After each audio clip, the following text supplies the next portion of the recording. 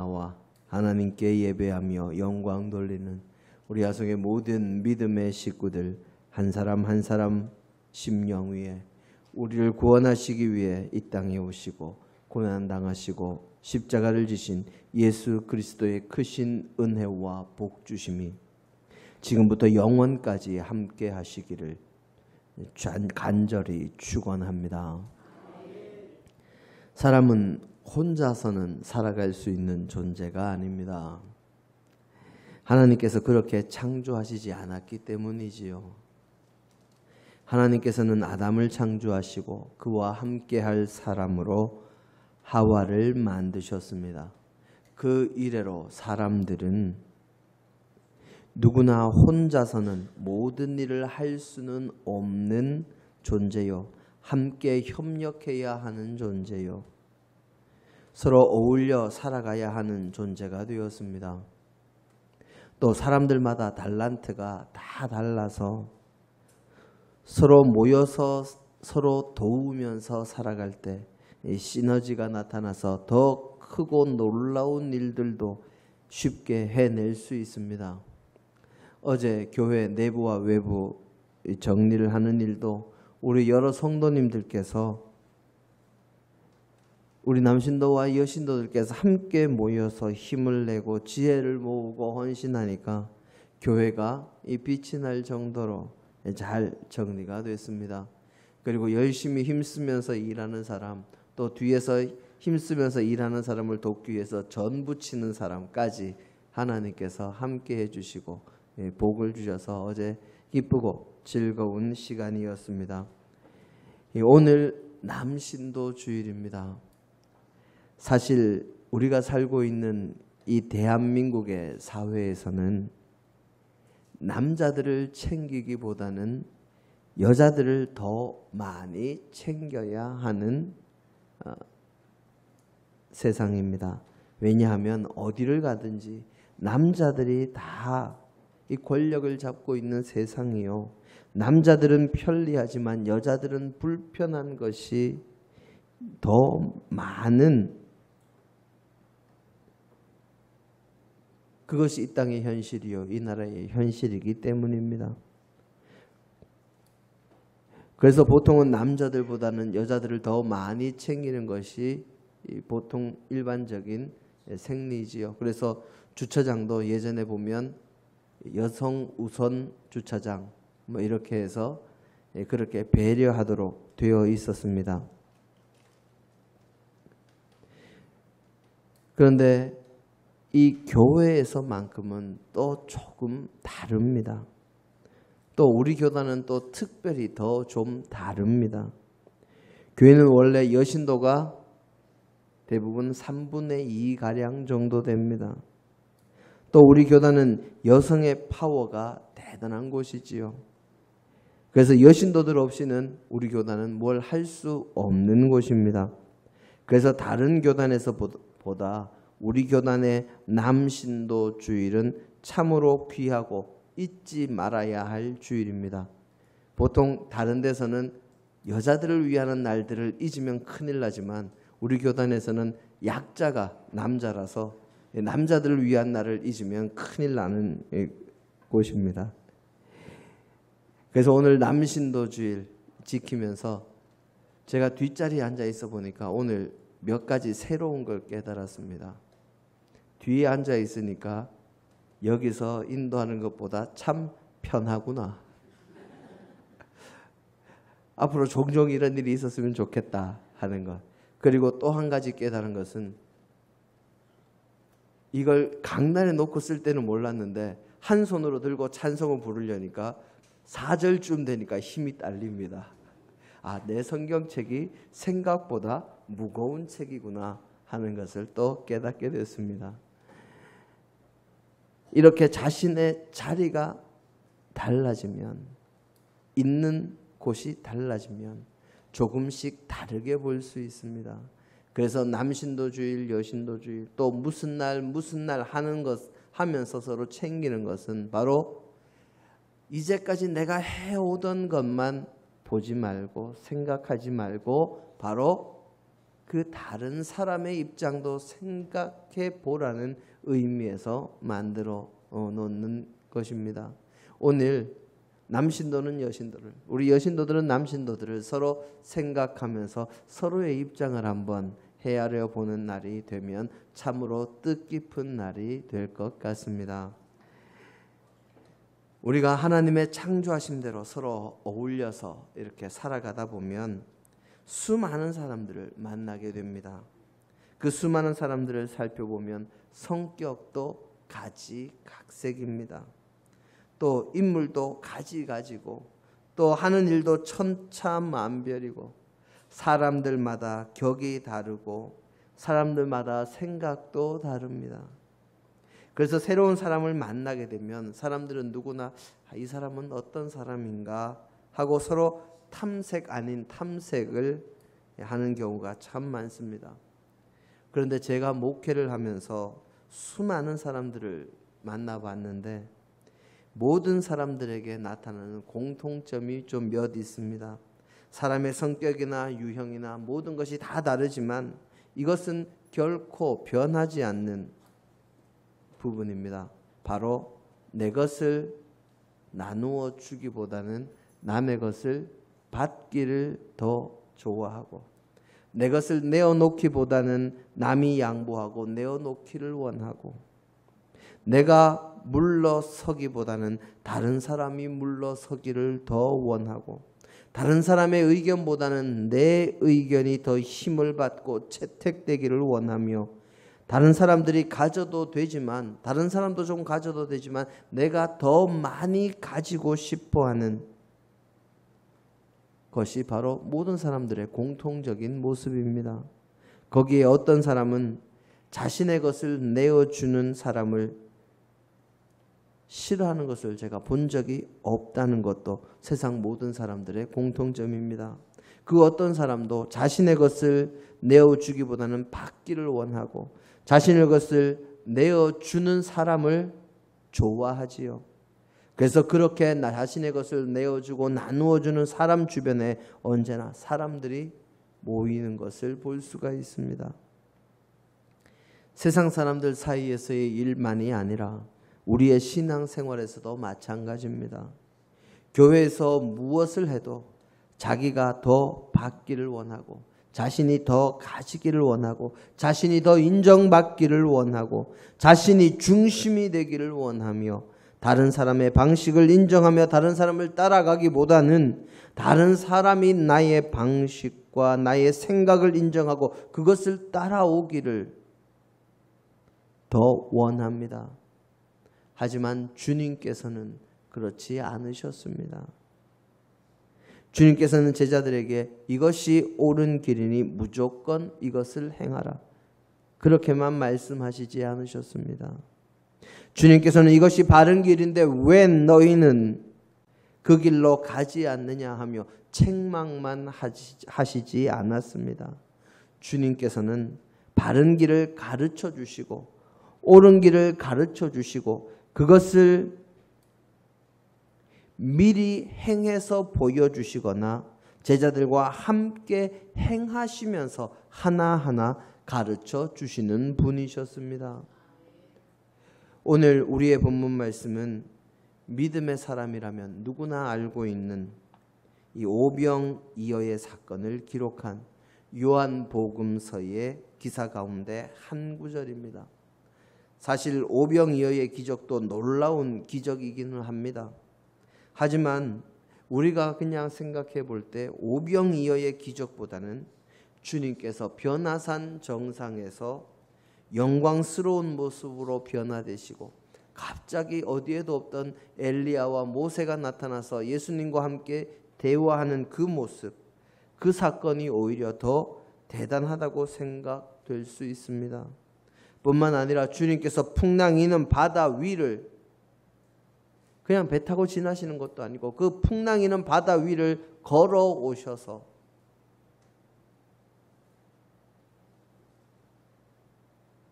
바람과 바다를 명해서 바람이 잦아들고 물결이 잔잔해지는 역사, 그런 역사가 더 놀랍고 더 큰 기적으로 보이지 않습니까?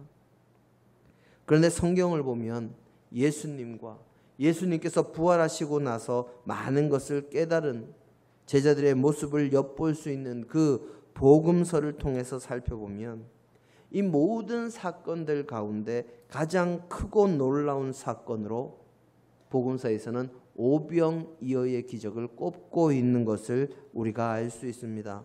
우리가 잘 아는 변화산의 사건은 마태복음, 마가복음 그리고 누가복음에만 기록이 되어 있습니다. 그리고 풍랑이는 바다를 걸어오시면서 바람과 바다를 잔잔하게 하신 사건은 마태복음, 마가복음 그리고 요한복음 이렇게 세 곳의 복음에만 기록이 되어 있습니다. 하지만 오병이어의 기적은 바로 4개의 복음서에 전부 다 기록이 된 사건입니다. 사실 예수님의 공생애를 3년이라고 우리가 흔히들 이야기를 합니다.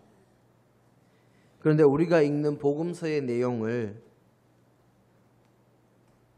그냥 시간적으로 순서대로 쭉 정리를 해놓고 보면 공생의 기간은 실질적으로는 복음서에 나타난 것은 몇 달도 채 되지를 않습니다. 바로 복음서는 예수님의 공생애를 전부 다 기록한 것이 아니라 어떻게 해요? 잘 요약해 놓은 것이기 때문입니다. 그래서 예수님의 공생애를 요약하면서 주님께서 우리에게 주시기를 원하시는 메시지를 우리에게 주는 책이 바로 복음서입니다. 그렇게 요약할 때 우리가 보통 쓰는 방법은 어떤 방법입니까? 중요한 사건 위주로 여러 가지 의미가 있어서 꼭 기억하고 잊어서는 안 되는 사건들 위주로 가장 기본이 되는 사건들 위주로 정리하는 것이 보통의 정리와 요약의 방법입니다. 그렇게 주님의 삶을 요약한 복음서를 쓴 제자들이 공통적으로 중요하다고 생각한 사건들이 여럿 있지만 모두가 한 마음으로 중요하게 여기는 사건은 그리 많지 않습니다. 그래서 우리가 복음서를 살펴보면 4개 복음서에 전부 다 기록된 주님의 기적이나 여러 가지 사건들은 그렇게 생각보다 많지가 않습니다. 그런데 이 오병이어의 기적이 그 중에 한 자리를 차지하고 있다는 것이지요. 우리는 오병이어의 기적을 살펴보면서 그 기적을 통해서 주님께서 우리에게 주시고자 하시는 의미가 무엇인지를 잘 새겨야 합니다. 그래야 복음서의 저자들이 중요하다고 생각한 그 의미를 정확히 알고 그 주님의 뜻과 그 사건의 의미를 우리의 가슴에 새기고 우리가 삶으로 드러내며 살아갈 수 있기 때문입니다. 우선 전통적으로 오병이어의 사건에 대한 해석으로는 주님께서 목자 없는 양 같은 무리들을 불쌍히 여기셨다. 우리도 온전한 믿음을 가지지 못하면 주님께서 불쌍히 여기시는 이 무리가 될 수밖에 없다 하는 해석, 그리고 주님께서 영적인 양식뿐만이 아니라 육적인 양식도 채우시는 분이시다 하는 이야기, 또 주님의 능력은 무한하셔서 사랑으로 그 모든 기적들을 일으키셨다 하는 해석 등등 이 여러 가지 해석들이 있습니다. 하지만 오늘 제가 우리 하송의 성도님들과 주목하고 싶은 부분은 그런 부분이 아닙니다. 이 오병이어의 사건, 이 기적이 어디에서부터 비롯되었는가 하는 것을 저는 오늘 주목해서 보고 싶습니다. 주님께서 빌립에게 이르시기를 이렇게 말씀하십니다. 이 사람들에게 떡을 사서 먹이려면 어떻게 해야겠느냐? 주님의 시험이라고 요한복음 6장 6절은 기록하고 있지만 그 질문에 대한 빌립의 답은 아주 일반적인 사람들의 답, 그리고 아주 분석적인 답, 세상의 지혜가 충만한 답이었습니다. 각 사람으로 조금씩만 받게 할지라도 200데나리온 어치의 떡이 부족할 것입니다 하는 대답을 내어놓았지요. 다른 말로 하면 불가능하다는 말입니다.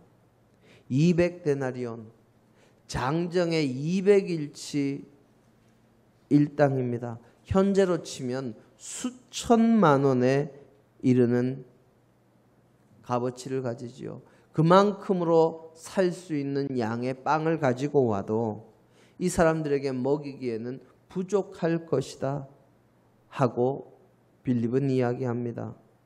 그만한 빵을 가지고 있을 빵집도 없지만 마을이 멀리 떨어진 이 넓은 벌판에서 그만한 빵을 구할 수도 없고 또 그만한 돈도 없습니다 하는 것이 바로 이 빌립의 대답이지요.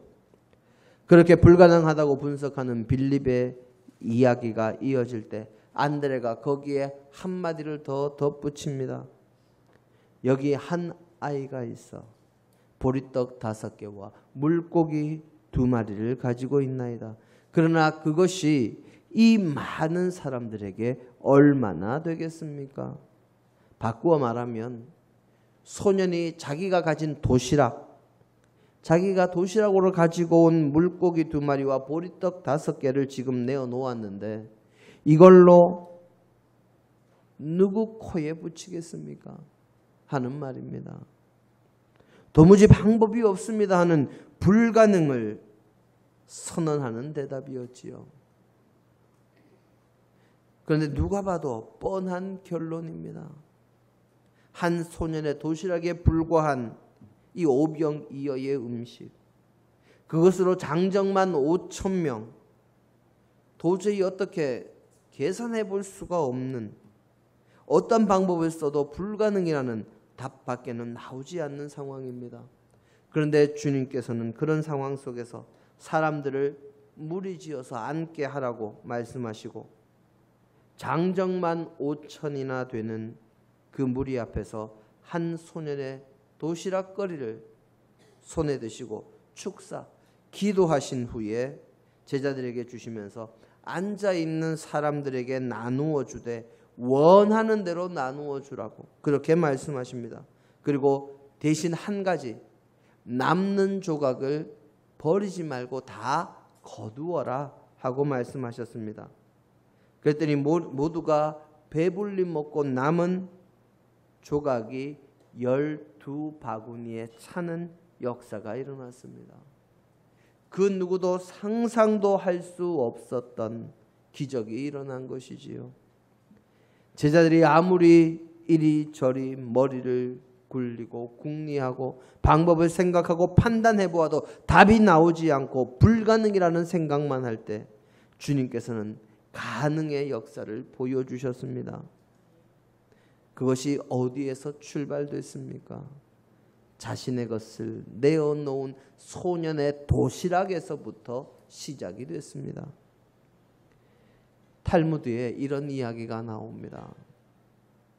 한 사람이 아내와 결혼해서 슬하에 아들을 셋 두었습니다. 행복하게 살던 이 사람에게 한 가지 고민이 있는데 다른 건 다 괜찮은데 이 자녀들이 사이가 그렇게 좋지를 못합니다. 그래서 서로 자신의 것을 내어놓고 양보하고 하는 것을 그렇게 싫어한다는 것이지요. 내가 왜 양보해야 되느냐?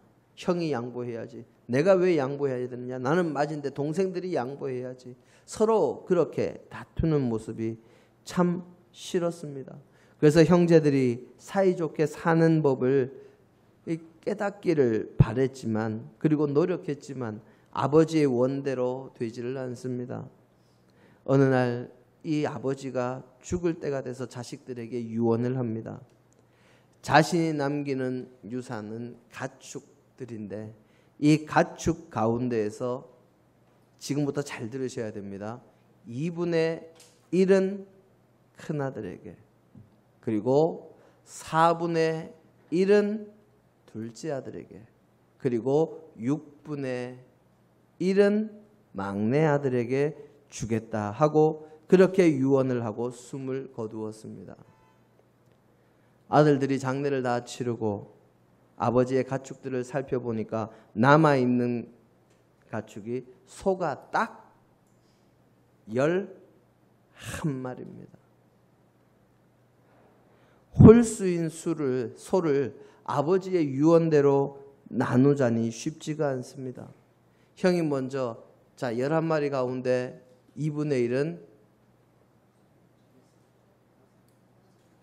5.5가 되지요. 5마리 반. 그런데 소를 어떻게 5마리 반을 나눕니까? 그러니까 내가 6마리 가져가겠다. 그랬더니 동생들이 난리가 납니다.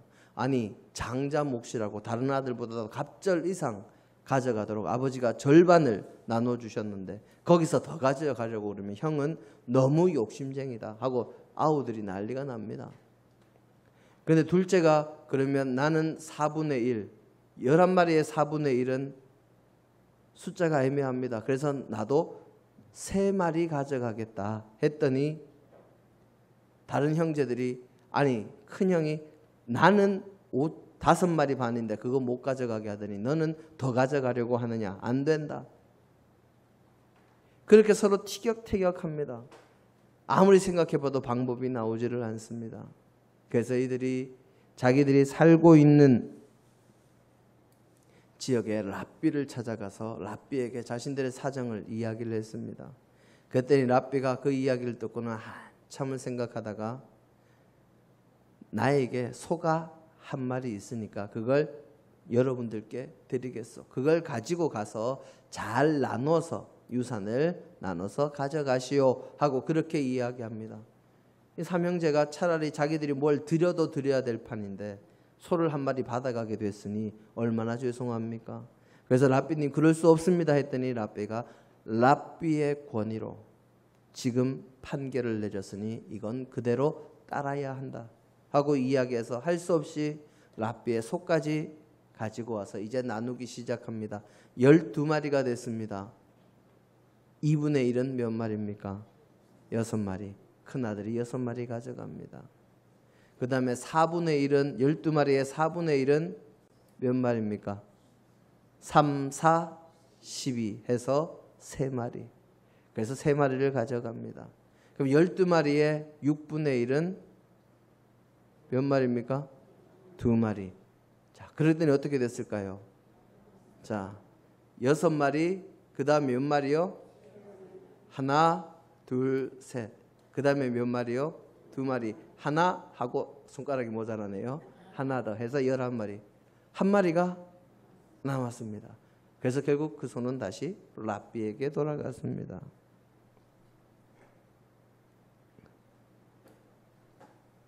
형제의 유산이 이렇게 완전하게 나누어지는 놀라운 역사가 일어났지요. 바로 랍비의 지혜입니다. 수학으로 하면 통분해서 어떻게 한다 바로 답이 나오긴 하겠습니다만은 어려울수록 이렇게 저렇게 참견하는 사람이 아니라 내가 더 가지겠다 하는 사람이 아니라 자기 것을 내어놓는 사람이 필요하다 하는 이야기입니다. 그저 이렇게 저렇게 분석만 하면서 안 된다 하는 사람이 아니라 자신의 것을 내어놓으면서 헌신하는 사람, 주님의 능력에 모든 것을 맡기는 자가 필요하다는 것이지요. 그래서 이렇게 기적의 시작에는 자신의 것을 내어놓고 겸손히 순종하는 이 어린아이 같은 모습을 가진 이들이 있어야 합니다. 예수님께서는 공생의 기간 동안 수많은 기적을 행하셨습니다. 그런데 예수님은 그 많은 기적들을 행하실 때 다른 사람들을 그냥 구경꾼으로 두시지 않으셨습니다. 주님이 변화산에서 내려오셨을 때 그때 평지로 내려오셨을 때 만난 귀신 들린 아들로 인해서 고통받던 아버지에게는 그저 구경꾼처럼 당신의 제자들이 못했으니 뭘 하실 수 있거든 한번 해보십시오. 도와주십시오 하는 그 말을 주님께서 바꾸도록 만드십니다. 그리고 주여 믿습니다. 제 믿음이 부족한 것을 도와주십시오 하며 믿음을 가지고 메어 달리도록 그 기적에 함께 참여하도록 주님의 말씀에 순종하며 자신의 모든 것을 내려놓고 주님 앞에 엎드리도록 그렇게 만드셨습니다. 삭개오가 구원을 받을 때 삭개오를 동족이야 어찌되든 동족들이 자신을 무엇이라고 생각하든 그저 돈만 알고 돈만 밝히던 세리장에서 이웃을 생각하면서 자신의 것의 절반을 내어놓을 줄 아는 사람, 그리고 남의 것을 빼앗았으면 율법대로 4배로 갚을 줄 아는 사람으로 바꾸어서 그가 하나님 나라의 백성이 되도록 만드셨습니다. 물 위를 걷고자 하는 제자에게는 물 위를 걸을 수 있는 능력을 허락하셨고, 믿음을 온전히 유지하고 있을 동안만 물 위를 걸을 수 있도록 도와주셨습니다. 딸의 병이 고침받기를 원하던 이방 여인에게는 부스러기만이라도 족하다는 그 신앙의 고백으로 기적에 동참하게 하셨습니다. 인간의 생각과 인간의 방법으로, 인간의 판단으로 아무리 해도 안 될 때 자신의 것을 내어놓고 동참하며 헌신하는 자들을 통해서 주님은 기적을 이루어 가십니다. 오늘 우리의 본문에서도 오병이어의 그 놀라운 기적이 무엇으로 시작이 되었습니까? 한 아이가 내어놓은 보리빵 5개와 물고기 2마리였습니다. 그것을 본 안드레는 그 적은 것이 이 많은 사람에게 무슨 소용이냐고 주님께 물었습니다. 그렇습니다. 한 아이가 내놓은 것은 너무나도 작고 초라했습니다. 그걸 누구 코에 붙이겠습니까? 그렇지만 예수님은 그 작은 것을 들고 있는 것에 감사를 드린 다음에 나누어 주셨습니다. 예수님은 우리를 그냥 넉나간 구경꾼으로 부르시는 것이 아니라 믿음의 참여자로, 자신의 것을 내어놓고 믿음으로 동참하며 헌신하는 자로 부르십니다. 그리고 그렇게 헌신하며 동참하는 자에게서부터, 그 자리에서부터, 그것으로부터 기적을 이루어 나가기 시작하십니다. 사랑하는 성도 여러분, 주님 앞에 나의 모든 것을 내어놓고 헌신할 때 우리는 하나님의 놀라운 기적을 이루는 도구가 될 수 있고, 그때 하나님의 놀라운 기적을 볼 수가 있습니다. 인간적인 생각이나 분석이나 판단이 아니라 믿음으로 따를 때 모든 것이 가능해지는 것이지요. 이 접시꽃 당신으로 유명한 도종환 시인의 시 가운데 담쟁이라는 시가 있습니다. 저것은 넘을 수 없는 벽이라고 고개를 떨구고 있을 때 담쟁이 잎 하나는 담쟁이 잎 수천 개를 이끌고 결국 그 벽을 넘는다. 야곱이 요셉에게 남긴 예언적인 유언 가운데 무성한 가지, 곧 샘 곁에 무성한 가지라, 그 가지가 담을 넘었도다. 담장 너머로 뻗은 가지라고 이야기를 하지요. 가지가 담을 넘으려면 서로 연결되고 서로 하나가 되어서 같은 방향으로 나아가야 담을 넘을 수 있고 지속적인 힘을, 영양분을, 공급을 받아야 합니다. 요셉은 애굽으로 팔려가서 문화와 신분의 장벽을 뛰어넘는 사람이 됐습니다. 그것이 어떻게 가능했을까요? 창세기 49장 25절을 보면 내 아버지의 하나님께로부터 말미암았나니 그가 너를 도우실 것이요, 하나님의 도우심으로 가능했다 하는 것입니다. 요셉은 타국 땅에 팔려가서도 주님의 말씀대로 살려고 얼마나 노력하는 사람이었는지 모릅니다. 그래서 성경은 하나님께서 그와 동행하셨다고 되어 있고, 그를 유혹했던 보디발의 아내 앞에서 요셉은 내가 어찌 이 큰 죄악을 하나님 앞에서 범할 수 있겠느냐 하고 이야기했습니다. 언제나 하나님께서 내 옆에 나와 함께 하고 계신다는 그 믿음으로 언제나 말씀 따라 겸손히 주님의 이끄심을 따라 살아갔기에 그 모든 것이 가능했다는 것이지요. 우리 앞에 수많은 절망과 시련이 있어도 우리는 그 벽을 넘을 수 있고 또 넘어야만 합니다.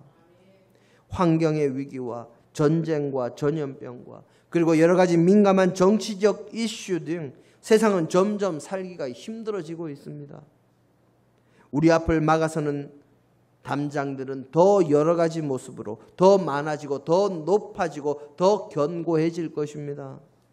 그럼에도 샘 곁에 무성한 가지가 되어서 그 담장을 넘어가며 살아가는 믿음의 백성이 되어야 합니다. 믿음으로 겸손하게 자신의 것을 내어놓고 헌신함으로 살아가면 생명의 근원이 되시는 하나님 앞에서 모든 막힌 담을 헐면서 사람들이 생각도 하지 못하는 기적의 역사를 이루어가는, 우리의 헌신으로부터 주님의 역사가 시작되고 주님의 기적이 시작되고 풍성한 열매를 거두는 가을을 주님께서 만들어 주실 것입니다. 주님을 믿고 나의 모든 것을 내려놓고 겸손하게 헌신함으로 바로 그 자리에서부터 기적을 만들어 나가는 저와 우리 남신도 회원들과 그리고 모든 성도들이 되시기를 주님의 이름으로 축원합니다. 함께 기도하십니다.